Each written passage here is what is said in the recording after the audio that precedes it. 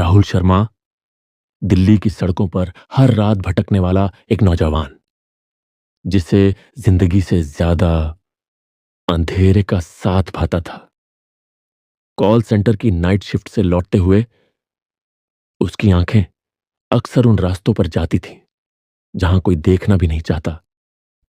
वह उन जगहों को ढूंढता जहां रोशनी हार मान चुकी हो, और शायद कुछ और जी रहा हो। एक रात, एक 14 नवंबर को राहुल हमेशा की तरह कॉल सेंटर से निकला। सर्द हवा में उसका चेहरा ढंका हुआ था, कानों में ईयरफोन्स थे और आंखें नीची। लेकिन कदम खुद ब खुद उसे फिर उसी जगह ले आए। यश नगर बस स्टॉप, एक टूटा हुआ स्टॉप जहां अब कोई बस नहीं आती। एक ऐसा कोना जिसे गूगल मैप पर ढूंढना आसान था, लेकिन इंसानी यादों में मिटा दिया गया था। लेकिन उस रात वहां कुछ बदला हुआ था। स्टॉप के नीचे की बेंच पर कोई पहले से बैठा था, काले कपड़े, सिर झुका हुआ, और एक अजीब तरह की मौजूदगी, जैसे वहां वो आदमी नहीं, कोई खाली खोल बैठा हो। राहुल कुछ देर देखता रहा। जब उसने बोलने की हिम्मत की, एक्सक्यूज मी, उस शख्स ने ना सिर उठाया ना शरीर हिलाया। तभी ठीक 2:45 पर स्ट्रीट लाइट एक पल को फड़फड़ाई, और फिर वो आदमी गायब। कोई हरकत नहीं, कोई आवाज नहीं, बस बेंच पर अब एक पुराना टेप रिकॉर्डर पड़ा था। राहुल ने उसे उठाया। रील घूम रही थी, लेकिन उसमें कोई आवाज नहीं थी, सिर्फ एक धीमी सरसराहट, जैसे किसी ने बहुत पास से सांस ली हो। उस रात राहुल जल्दी घर लौटा, लेकिन नींद नहीं आई। अगली रात राहुल फिर उस बस स्टॉप पर गया, और फिर वही वही आदमी, वही समय। इस बार वह कुछ और करीब था। राहुल डर के बावजूद खड़ा रहा। टेप रिकॉर्डर फिर से बेंच पर रखा था, लेकिन अब उसमें एक आवाज थी। अद प अगर तुमने देख लिया तो अब हर रात देखना पड़ेगा। राहुल ने उस रात अपने मोबाइल पर रिकॉर्डिंग चालू कर दी, लेकिन स्क्रीन ब्लैक हो गई। मोबाइल गर्म हो गया, जैसे आग पकड़ने वाली हो। और तभी 2:48, लाइट झपकी और वो आदमी गायब। पर इस बार राहुल अकेला नहीं था। उसने अपने पीछे किसी की सांस महसूस की। झटके से पलटा, कोई नहीं। पर घर पहुंचते ही मोबाइल की गैलरी में एक नई फोटो थी, राहुल की, बस स्टॉप पर पीछे से खींची गई। और उस तस्वीर में वो आदमी उसके ठीक पीछे खड़ा था। राहुल अब डर से घिर चुका था, लेकिन रुकना उसके बस में नहीं था। वह जानना चाहता था कि हर रात 2:45 पर क्या होता है, उस स्टॉप पर क्यों, और क्यों सिर्फ वही उस आदमी को देख पाता है। एक रात उसने बस स्टॉप की जमीन को गौर से देखा। वहां सीमेंट में कुछ उकेरा गया था। जो नीचे गया सो वो कभी ऊपर नहीं आया। राहुल अब टॉर्च लेकर हर रात स्टॉप पर आता। एक दिन उसे बेंच के नीचे एक पत्थर हिलता हुआ मिला। उसे हटाया तो नीचे एक गड्ढा था, गहरा, काला, जैसे जमीन का मुंह खुला हो। जैसे ही उसने गड्ढे में झांका, एक ठंडी, बासी सांस उसके चेहरे से टकराई, और उसी पल एक हाथ गड्ढे से बाहर आया।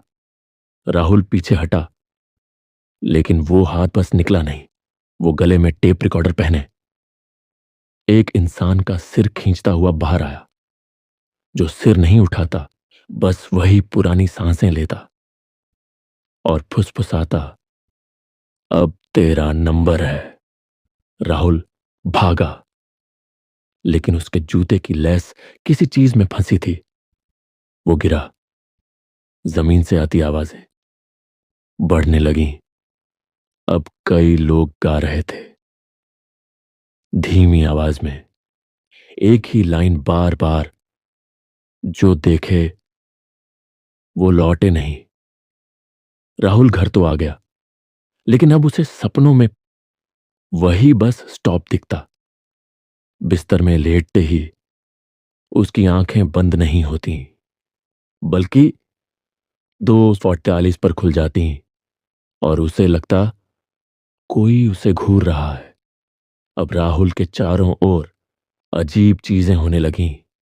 टीवी अपने आप ऑन हो जाता, फोन पर खुद ब खुद पुराने कॉल्स दिखने लगते जो उसने कभी नहीं किए। दरवाजे खुद से खुलते और बंद होते। एक रात उसने खुद को बस स्टॉप के पास खड़ा पाया, बिना याद किए कि वह वहां कैसे पहुंचा। और इस बार बस स्टॉप पर सिर्फ एक आदमी नहीं था, 3 परछाइयां खड़ी थीं। तीनों एक जैसी, झुके सिर, जमे हुए शरीर, और सबने एक टेप रिकॉर्डर पहन रखा था। राहुल ने भागने की कोशिश की, लेकिन उसकी टांगें जड़ हो गईं। एक परछाई ने उसकी ओर इशारा किया, और तभी उसके कान में वही फुसफुसाहट आई, अब तू सुन, अब तू देख। राहुल की चीख दब गई। उसके मुंह से कोई आवाज नहीं निकली, और सामने की बेंच पर अब एक नया टेप रिकॉर्डर रखा था। उस पर नाम लिखा था राहुल। उसने कांपते हाथों से टेप उठाया। जैसे ही प्ले दबाया, उसके कानों में वही धीमी फुसफुसाहट गूंजी, नीचे जो गया उसे देखने का अधिकार नहीं, सिर्फ समझने की सजा मिलती है। और तभी जमीन पर पड़ा वो गड्ढा फिर से खुला, लेकिन इस बार राहुल नीचे गिरा नहीं, उसे खींचा गया। गड्ढे के नीचे एक लंबा ठंडा रास्ता था, जिसे चमगादड़ों के परों की सरसराहट गूंजों से भर रही थी। दीवारों पर इंसानी चेहरों की आकृतियां थीं, जिनके होंठ हिल रहे थे, लेकिन आवाज नहीं निकल रही थी। एक कोने से अजीब सी बदबू आ रही थी, कुछ ऐसा सड़ रहा था जो जिंदा था। राहुल अब एक संकरी अंधेरी सुरंग में चल रहा था, और दीवारें जैसे हर कदम के साथ उसके और पास आ रही थीं। वह जहां भी टॉर्च मारता, वहां से अचानक किसी की आंखें उसे घूरती, लेकिन पलकें नहीं झपकती। एक मोड़ पर उसे जमीन पर एक पुराना कर्मचारी पहचान पत्र मिला, प्रवीण मिस्त्री, 2009। राहुल को याद आया, प्रवीण मिस्त्री वही आदमी था जो 14 साल पहले इसी बस स्टॉप से गायब हुआ था। पुलिस ने उसे स्वेच्छा से लापता घोषित कर दिया था। उसे अचानक याद आया, अपने पापा से सुना था यश नगर स्टॉप को 2009 में बंद कर दिया गया, क्योंकि वहां कोई शोर सुनाई देता था जो इंसानों का नहीं था। सुरंग अब एक काले रंग के कमरे में खुलती है, और दीवार पर लाल रंग से लिखा होता है, समझने वाला ही अगला दरवाजा बनता है। जैसे ही राहुल ने उस दीवार को छुआ, पूरा कमरा कांप गया। वो अब एक ऐसे स्थान पर खड़ा था जहां दिशा का कोई मतलब नहीं था। ऊपर नीचे था ही नहीं, बायां दायां बना ही नहीं था, और उसके सामने खड़ी थीं वो तीनों परछाइयां, जिनसे वो पिछले एपिसोड में मिला था। लेकिन इस बार उन्होंने अपनी टेप रिकॉर्डर निकाली, और उन पर सिर्फ एक बात चल रही थी, बार बार, तू अब बीच में है, जिंदा और मरा दोनों के बीच। राहुल चीखना चाहता था, लेकिन आवाज फिर से गायब। वह भागा, सुरंग में आगे बढ़ते हुए। दीवारें उसके नाम से बातें करने लगी। राहुल, तूने देख लिया, अब तुझे देखेंगे वो सब जो नींद में छुपते थे। आगे एक विशाल दरवाजा था, उस पर इंसानी हाथों से खुदी खाल की परतें टंगी थी। दरवाजा खुद ब खुद खुला। अंदर एक हॉल था जिसमें सैकड़ों टेप रिकॉर्डर छत से उल्टे लटके थे। हर टेप से कोई एक आवाज आती थी। कुछ रो रहे थे, कुछ हंस रहे थे, कुछ प्रार्थना कर रहे थे और कुछ खुद से बातें कर रहे थे। एक टेप रिकॉर्डर से वही आवाज आई जो उसने अपने घर में सुनी थी। अब तू वही करेगा जो वो कराते हैं। फिर अचानक सारे रिकॉर्डर एक साथ बजने लगे। चीखें, आवाजें, हंसी और अजीब ध्वनियां, इतना तेज कि राहुल जमीन पर गिर गया। उसके कानों से खून नहीं, काली राख बह रही थी। उसके सामने एक आकृति बनी धुंध से, जिसमें हजारों चेहरों की परछाइयां थीं और उनमें एक चेहरा राहुल का ही दिखा।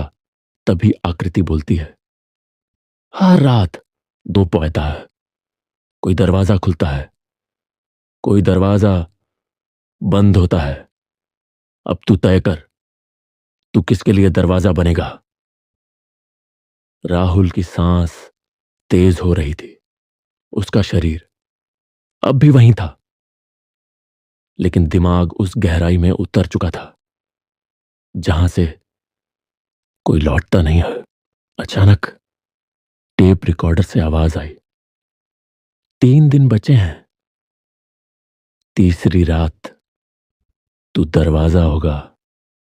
ये शब्द राहुल के दिमाग में गूंजते रहे, जैसे कोई उन्हें उसके खून में उबाल रहा हो। वो होश में तो था, लेकिन उसके चारों तरफ अब भी वही टेप रिकॉर्डर्स उल्टे लटके थे, हवा में कांपते हुए। और अब उनमें से एक एक करके टेप गिरने लगे, जैसे कोई अदृश्य चीज उन्हें ऊपर से काट रही हो। हर टेप जमीन पर गिरते ही फूटता और उसमें से निकलता एक सड़ा हुआ अजीब सा मांस का टुकड़ा, जैसे कोई इंसानी अंग महीनों से सड़ता रहा हो। और फिर अचानक राहुल की आंखों के सामने जमीन खुल गई और उसने देखा अपनी ही बॉडी टुकड़ों में बांटी हुई, लेकिन अब भी जिंदा, अब भी तड़पती। ये क्या है, उसने खुद से पूछा। एक परछाई उसके कान के पास आई और धीमे से फुसफुसाई, ये तेरी तीसरी रात की झलक है, जब तू दरवाजा बनेगा और बाकी लोग तुझे खोलेंगे। मायावी कमरे में फंसा राहुल अब वो एक और कमरे में फंस गया था। कमरा एक लिफ्ट जैसा लग रहा था, लेकिन कोई बटन नहीं था। दीवारें इंसानी चमड़ी से बनी थी, जिनमें नसें और रगें अब भी धड़क रही थीं। फर्श पारदर्शी था, नीचे कुछ हिल रहा था। राहुल ने नीचे झांका। वहां सैकड़ों इंसान रेंग रहे थे, बिना आंखों के। उनकी पीठ पर टेप रिकॉर्डर चिपके थे। हर इंसान अपनी खोपड़ी दीवार से मार रहा था, फिर भी मर नहीं रहा था। और तभी फर्श टूटा। राहुल नीचे गिरा, एक कमरे में जहां दीवारें इंसानों की पसलियों से बनी थीं। कमरे के बीचों बीच एक कुर्सी थी, एक ऐसी कुर्सी जो किसी पुरानी यातना मशीन जैसी लग रही थी, लोहे की, कीलों से भरी हुई। और उसके ऊपर बांधा था एक बच्चा, जिसकी आंखें बाहर निकली थीं और जबड़ा पूरी तरह खुल चुका था।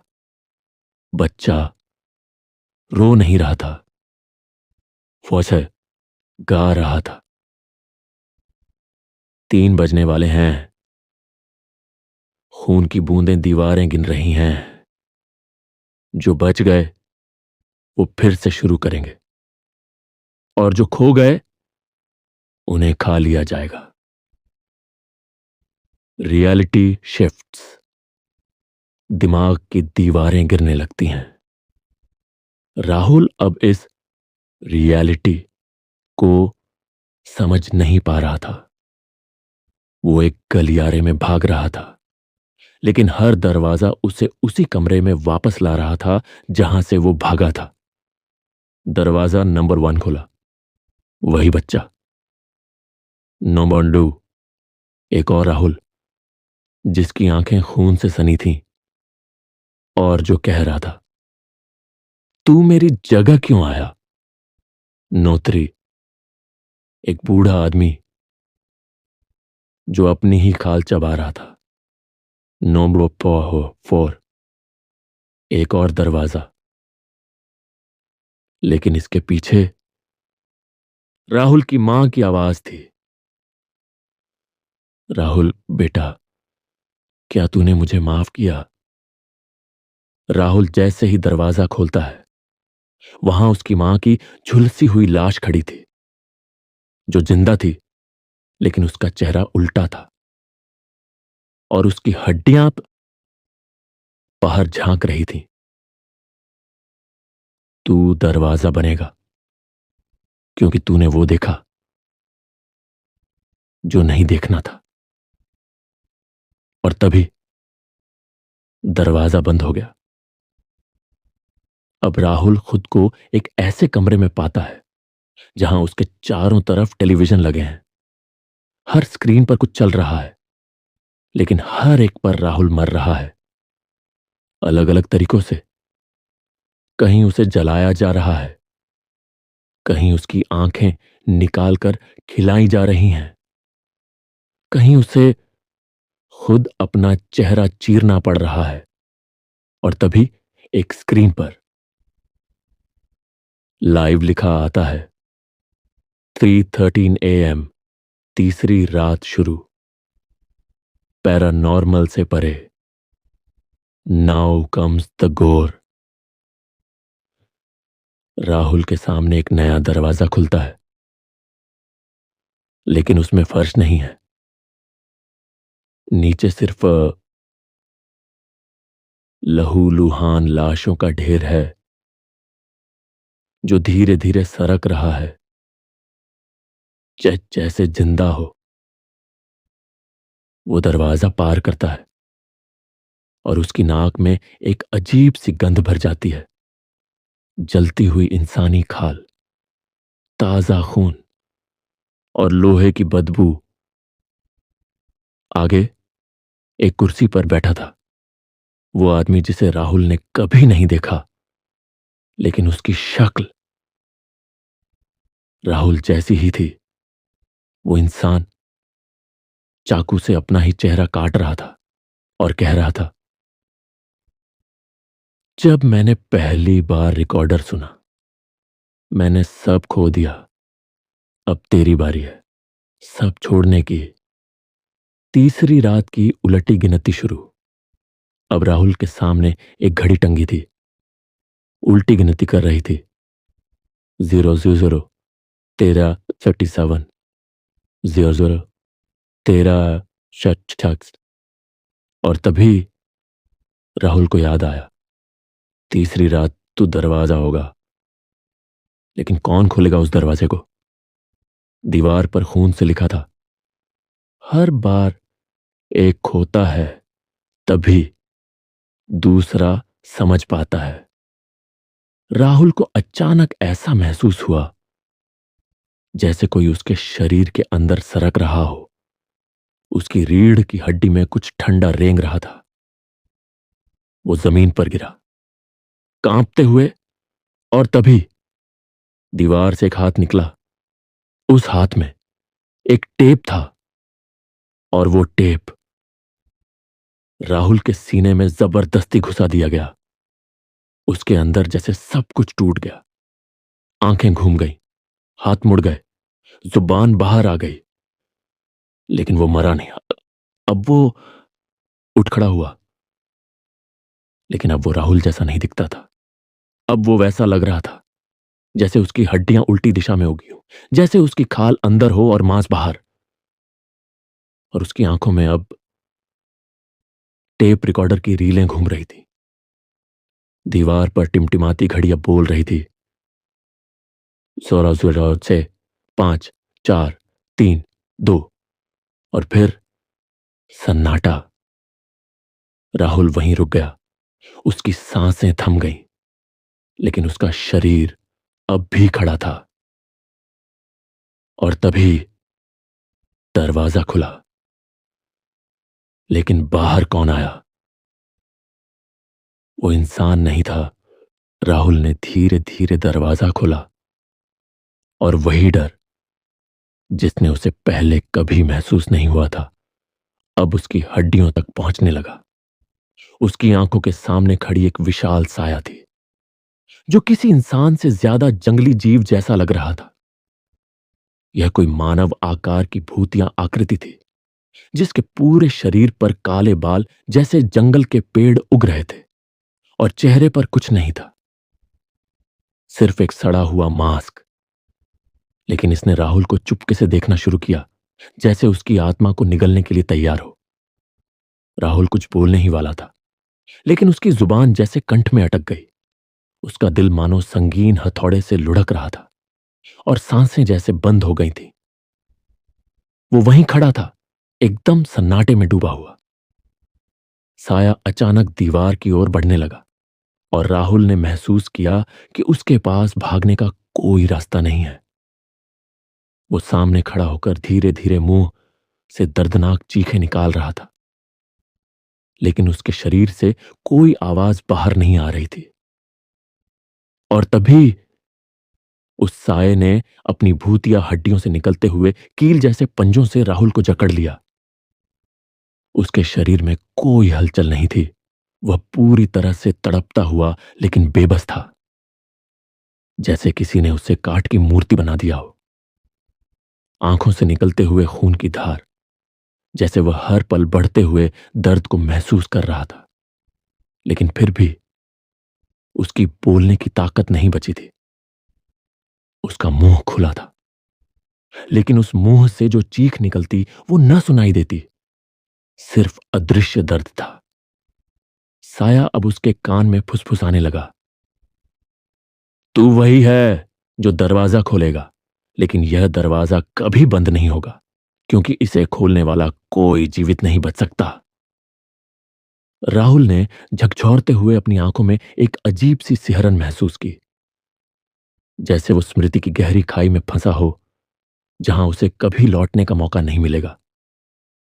और जैसे ही साया और पास आया, उसकी हड्डियां चटकने लगीं। और उसी समय एक और पॉप्सिंग साउंड हुआ। राहुल की कमर का हड्डी टूट गई। अब उसके शरीर का कोई हिस्सा नहीं बचा था जो न चटकी हो, न टूटने वाली आवाजें आ रही हो। साया ने अब राहुल की आंखों में सीधे झांककर उसे पूरी तरह जकड़ लिया। यह तेरा अंत नहीं है राहुल, यह तो शुरुआत है, और तुझे अब कभी बख्शा नहीं जाएगा। अचानक राहुल के हाथ में असहनीय दर्द हुआ। उसकी हड्डियां टूट रही थीं, लेकिन उस दर्द को महसूस करने के लिए कोई शब्द नहीं थे। उसे जैसे किसी ने सीधे उसकी खोपड़ी को भेद दिया हो। वह सिर झुकाए दर्द से अचंभित था, लेकिन जैसे जैसे दर्द बढ़ता गया, वह कुछ भी महसूस नहीं कर पा रहा था, सिर्फ वही अंधेरे में डूबे हुए खौफनाक दृश्य। लेकिन फिर राहुल ने महसूस किया कि उसके शरीर से खून बहना बंद हो चुका था, और अब वह कुछ समझ नहीं पा रहा था। हर एक अंग जैसे पूरी तरह झूल गया था। अब वह राहुल जैसा बिल्कुल नहीं था। वह सिर्फ एक भूतिया साया में बदल चुका था, जो खुद अपने शरीर से कटकर खाली हो चुका था। घातक मुड़ाव। अब खुद को ढूंढेगा राहुल को महसूस हुआ कि अब उसकी चेतना खुद से बाहर जा चुकी थी, जैसे वह कोई तैरता हुआ पदार्थ हो। और फिर वह दूरी में किसी और को देख सकता था। वह साया खुद ही अब राहुल की भटकती हुई आत्मा का शिकार बना रहा था। तू क्या समझता था? साया बोला। तू अकेला नहीं था। हम सब वहीं थे, जो हमेशा से तेरे पास थे, लेकिन तूने उन्हें कभी देखा नहीं। अब तुझे देखना पड़ेगा। राहुल की आत्मा अब लापता थी, लेकिन उसकी हड्डियों की झनकार सुनाई दे रही थी। उसके जन्म से अब तक की खौफनाक यादें साया के अंदर समा गई थीं। अब वह कभी भी नहीं लौटेगा। उसके बाद जो होने वाला था वह इतना भयावह था कि किसी भी इंसान के लिए शब्दों में ढालना नामुमकिन था। वो चीख जो कभी नहीं सुनी जा सकती, राहुल के शरीर से कोई आवाज नहीं आई। अब वह अजनबी चीखों में खो चुका था, लेकिन न उसका चेहरा था, न उसका आत्मा। साया ने उसका अस्तित्व निगल लिया था। बाहर घना अंधेरा था, कोई आवाज नहीं, सिर्फ खामोशी। लेकिन अचानक वह छाया वापस लौट आई। उसके पास कोई शरीर नहीं था। वह सिर्फ धुंधला सा एक साया था जो जमीन पर सवार था और आकाश को चीरने की कोशिश कर रहा था। लेकिन अब वो आवाजें जो उसकी हड्डियों में गूंजती थीं, उन्हें अब कभी नहीं सुना जा सकेगा। और फिर वो दरवाजा बंद हो गया। राहुल की आत्मा अब जिंदगी और मृत्यु के बीच झूल रही थी, और साया ने उसे पूरी तरह से निगल लिया था। उसकी जिंदगी की आखिरी यादें अब धुंधली हो चुकी थी, जैसे किसी ने उस पन्ने को फाड़कर फेंक दिया हो जो कभी पढ़ा गया था। लेकिन राहुल की भूतिया उपस्थिति अब भी किसी न किसी रूप में हर जगह मौजूद थी। वह दरवाजा जो कभी खुला नहीं था, अब एक चुप्पी में सिमट गया था। लेकिन उसमें एक और राक्षस का जन्म हो चुका था, और इस बार वह राक्षस केवल राहुल का रूप नहीं था। वह एक गहरी, खौफनाक सच्चाई का सामना करने वाला था। गहरी धुंध में साया, अब जो सिर्फ एक कटा फटा सा धुंधला साया बनकर रह गया था, अपने असली रूप में पूरी तरह सिमट चुका था। लेकिन तभी उसने महसूस किया कि वह अकेला नहीं था। सामने खड़ा हुआ वो साया जो राहुल की आत्मा थी, अब जिंदगी और मौत के बीच जूझ रहा था। और तभी उस साये ने अपनी मुंह में अजीब सी गंदी हंसी उगली और बोला, तू समझ नहीं पा रहा साया, अब तुझे वो दरवाजा खोलना होगा। तुझे खुद को, अपनी आत्मा को फिर से बंद करना होगा, या फिर तुम कभी भी कभी नहीं रहोगे। साया बर्फ जैसी खामोशी में था, लेकिन वो खुशी से उबला हुआ था, जैसे कुछ और होने वाला हो, कुछ और खतरनाक। फिर अचानक वो दरवाजा खुल गया जो कभी नहीं खोला जा सकता था। अब वह खुल चुका था, और पीछे से भी किसी की रुकी हुई सांसें सुनाई देने लगी। यह सांसें थीं, लेकिन वह इंसान की नहीं, किसी भूत या आत्मा की आवाजें थीं। राहुल की आवाज, एक गहरी, सर्द और खौफनाक चीख अब हर जगह गूंजने लगी थी। उसकी आवाज अब और ज्यादा डरावनी हो चुकी थी, जैसे किसी ने उसे खून से भरे हुए गड्ढे में फेंक दिया हो। वह सब कुछ महसूस कर सकता था, लेकिन अब वह खुद को सुन भी नहीं पा रहा था। वह चाह रहा था कि कोई उसे रोक ले, लेकिन वह समझ चुका था कि अब कुछ भी उसके हाथ में नहीं था। शिकार की वापसी, बहते हुए खून की पहचान, दरवाजा अब खुल चुका था, और उस दरवाजे से कुछ धुंधली आकृतियां बाहर निकलने लगीं। ये आकृतियां कुछ खून से सनी हुई थीं। उनकी आंखें रंगी हुई थीं और उनकी चुप्पी से डर और भी ज्यादा गहरा हो रहा था। अब वो साया जिसे पहले राहुल की आत्मा समझा गया था, वह दरअसल अब एक नए रूप में अवतरित हो चुका था। उसकी आंखों में जंगली हवाओं जैसा कुछ था, जैसे वो बस मौत का मजा लेने आया हो। साया धीरे धीरे उस दरवाजे की तरफ बढ़ने लगा। उसके पैरों की आवाज जमीन में किसी तरह के खून से सने हुए घाव के समान थी। दरवाजा अब बंद नहीं होने वाला था और साया अब उसकी तरफ बढ़ रहा था, जैसे वो कभी भी वापस लौटने के लिए तैयार नहीं था। अचानक राहुल की गहरी चीख सुनाई दी और एक धुंधली कटी हुई हाथ की छाया साया के सामने आकर खड़ी हो गई। यह कोई और नहीं बल्कि राहुल की मौत से पहले की यादें थीं, जो साया के रूप में साकार हो गई थीं। तू कभी नहीं बच सकता, साया बोला। उसकी आवाज अब भयावह रूप में गूंज रही थी। आकृति अब करीब आने लगी और साया ने उसके चेहरे की ओर देखा। वह एक कटा फटा चेहरा था, जो कभी राहुल का हुआ करता था, लेकिन अब उसमें सिर्फ दर्द और गम था।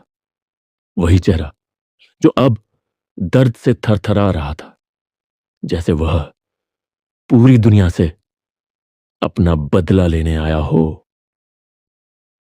साया और राहुल की यादों की चुप्पी, राहुल की आत्मा अब जिंदा होने के बाद वापस लौट चुकी थी।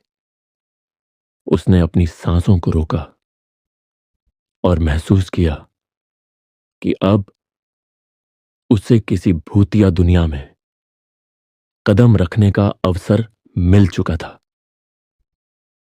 जहां डर, सजा और बदला सिर्फ एक ही नाम था, साया।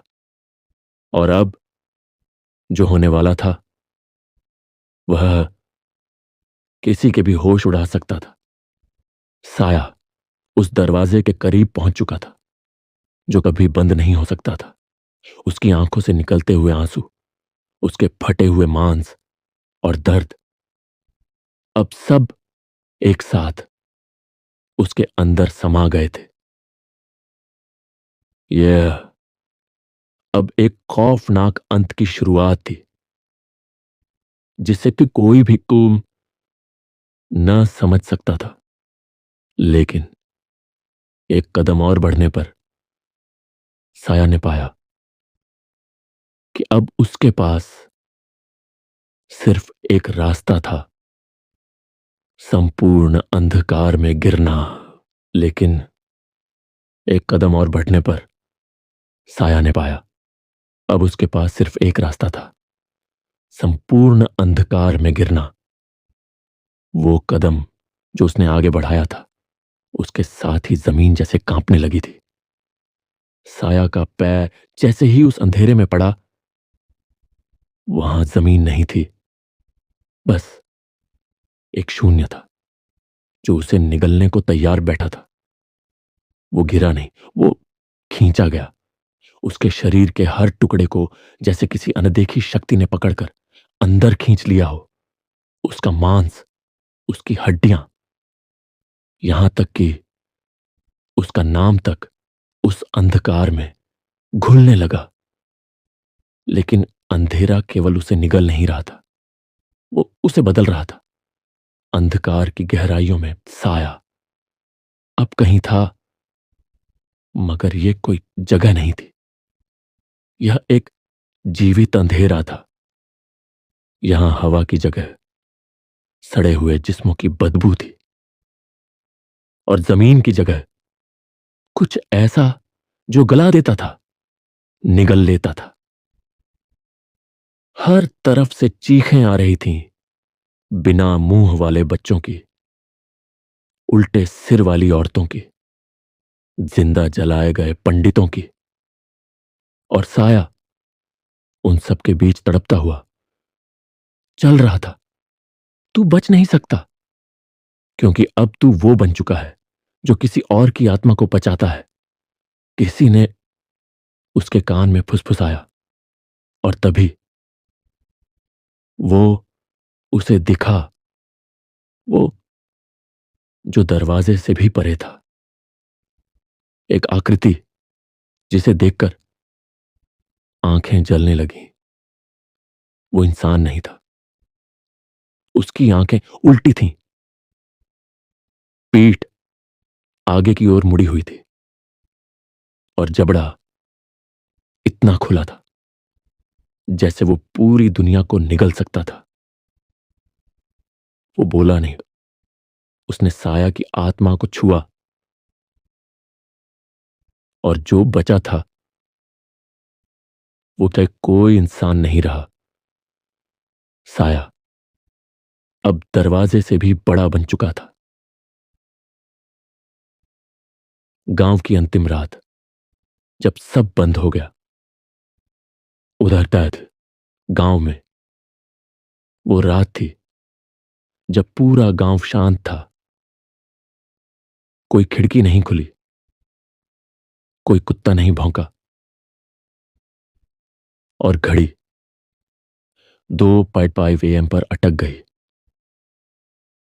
अचानक हर दरवाजा खुद ब खुद खुलने लगा,